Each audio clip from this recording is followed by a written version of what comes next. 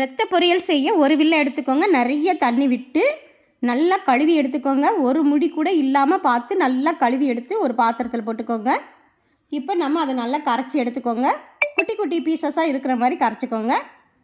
கடாயில் 1 spoon oil விட்டு சோம்பு பொரிஞ்ச பிறகு வெங்காயம் போட்டுக்கோங்க. பச்சை மிளகாய், வத்தல் நல்லா பொரிஞ்ச பிறகு 1 இன்ச்சு அளவு இஞ்சி, 2 பூண்டு பற்களை தட்டி போட்டுக்கோங்க.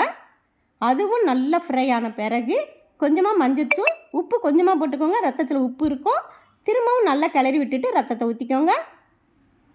அடுப்பு மீடியம் ஃப்ளேமில் வச்சுக்கோங்க. நல்லா கலந்து விட்டுக்கிட்டே இருங்க. ஒரு சொட்டு தண்ணி கூட இல்லாமல் நல்லா வதங்கி வரணும்.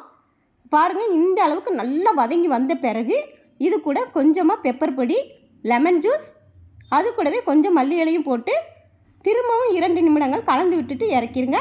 அவ்வளவே தாங்க, ரத்த பொரியல் அருமையாக நல்ல டேஸ்டியாக ரெடி ஆயிடுச்சு. ட்ரை பண்ணி பாருங்கள். தேங்க்யூ.